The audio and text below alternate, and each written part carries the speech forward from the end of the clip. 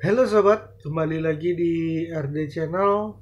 Sebelum melanjutkan pembahasannya, yang belum subscribe channel ini, jangan lupa untuk subscribe supaya channel ini lebih berkembang lagi dan gua bisa rajin upload video lagi untuk memberikan informasi yang edukatif dan informasi yang positif buat kalian.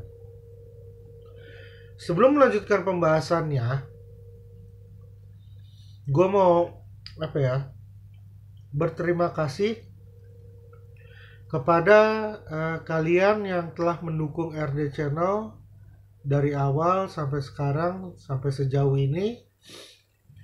Berkat kalian RD Channel masih ada sampai sekarang dan terus berkembang dan tetap menemani kalian sampai saat ini. Semoga kebaikan kalian dibalas oleh Allah Subhanahu wa Ta'ala. Amin. Di video kali ini, gue mau membahas tentang episode sebelumnya ya, di video sebelumnya, yang gue membahas tentang cara berhenti menggunakan alprazolam yang metode pertama waktu itu. Dan yang sekarang gue mau membahas tentang cara berhenti menggunakan alprazolam memakai metode yang kedua. Yang metode pertama dan sekarang yang metode yang kedua. Jadi langsung aja ya. Jadi yang metode kedua ini adalah merawat diri sendiri selama proses penghentian penggunaan atau penurunan dosis.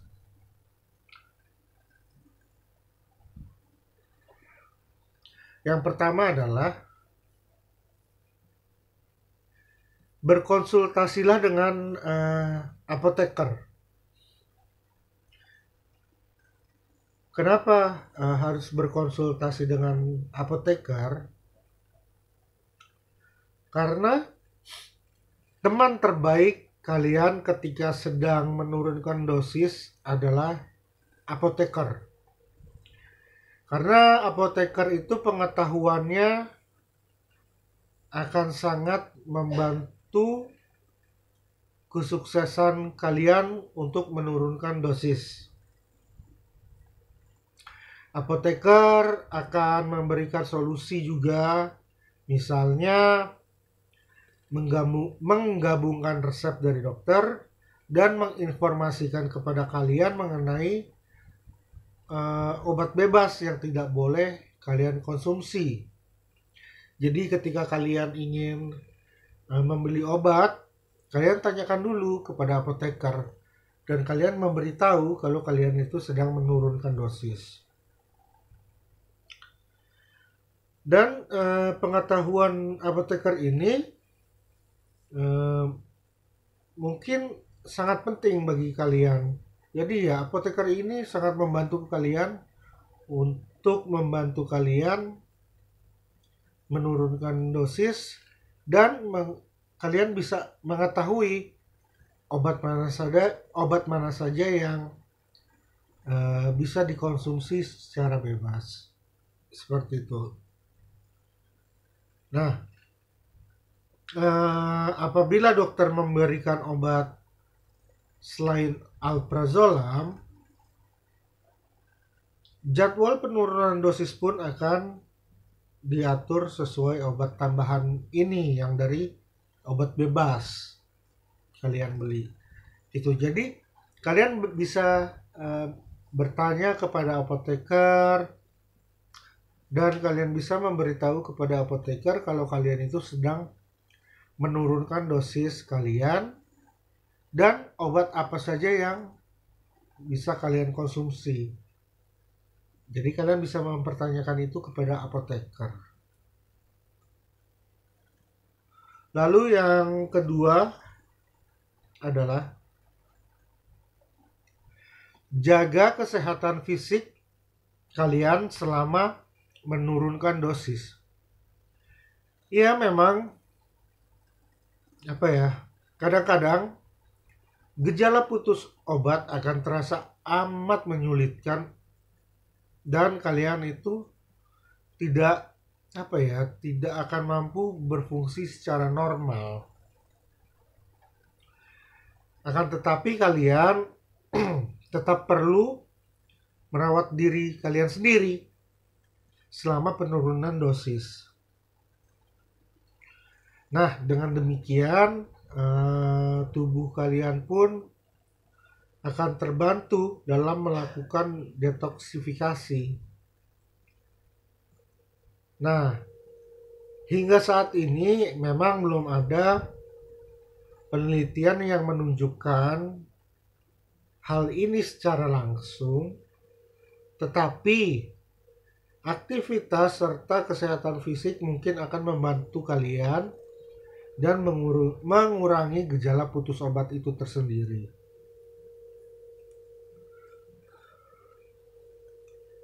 Nah, lalu ketika penurunan dosis, maksud dari jaga kesehatan fisik selama menurunkan dosis itu adalah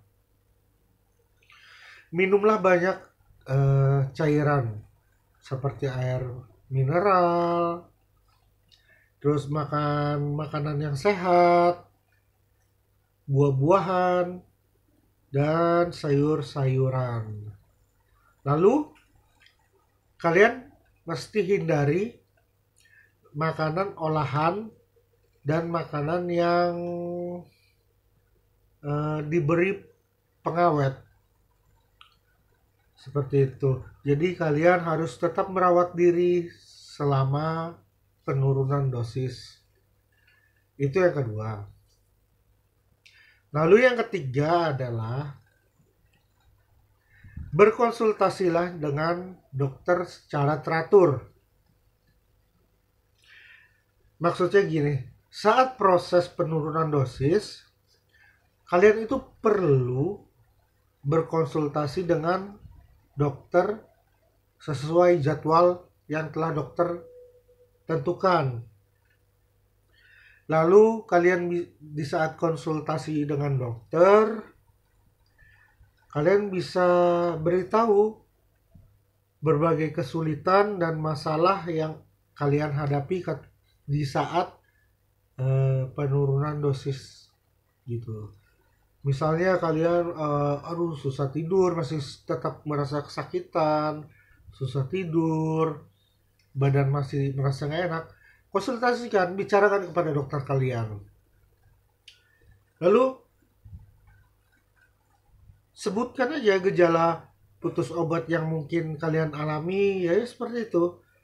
Yang gue bilang seperti gelisah, lalu ya yang gue rasakan juga pada waktu itu gelisah, lalu sensi ya, mudah marah, terus sulit tidur, terus panik, dan sakit kepala.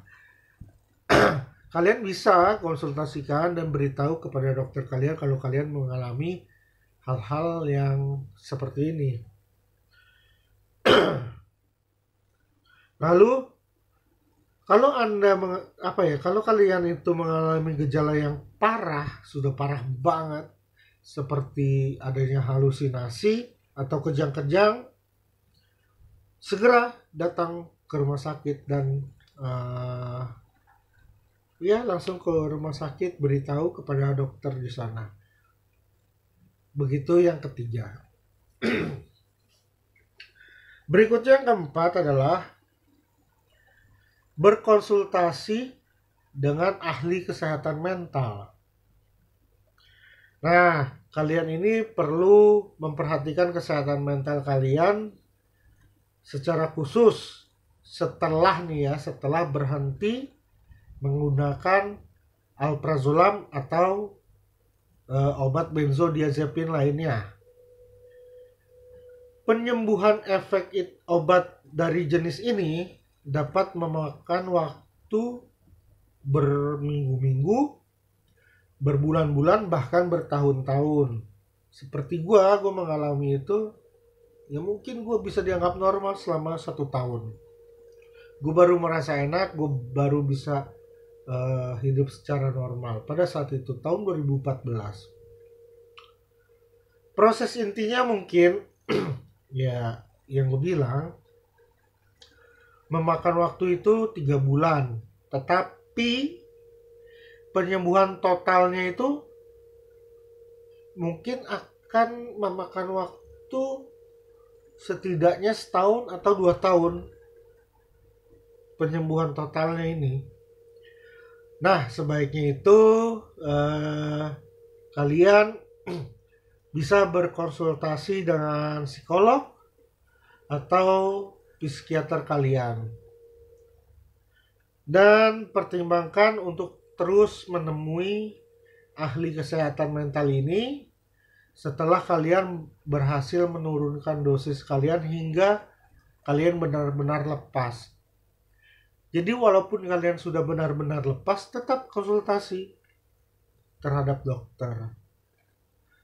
Jadi itulah metode yang kedua yang gue bahas di video kali ini.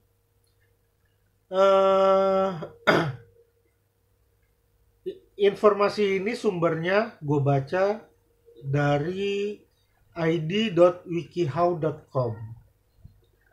Nah, metode ini mungkin bisa kalian pakai juga ya untuk menjaga fisik kalian selama penghentian penggunaan alprazolam. Yang episode yang metode pertama kan sebelumnya tuh udah gue bahas kan. Nah, ini yang metode kedua. Kalian itu harus merawat diri. Seperti itu. Oke? Mungkin sekian dulu video gue kali ini. Semoga video kali ini bisa membantu kalian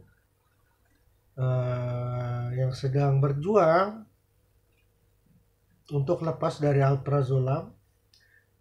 Dan gue doakan buat kalian yang sedang berjuang untuk lepas dari alprazolam, semoga secepatnya kalian bisa lepas.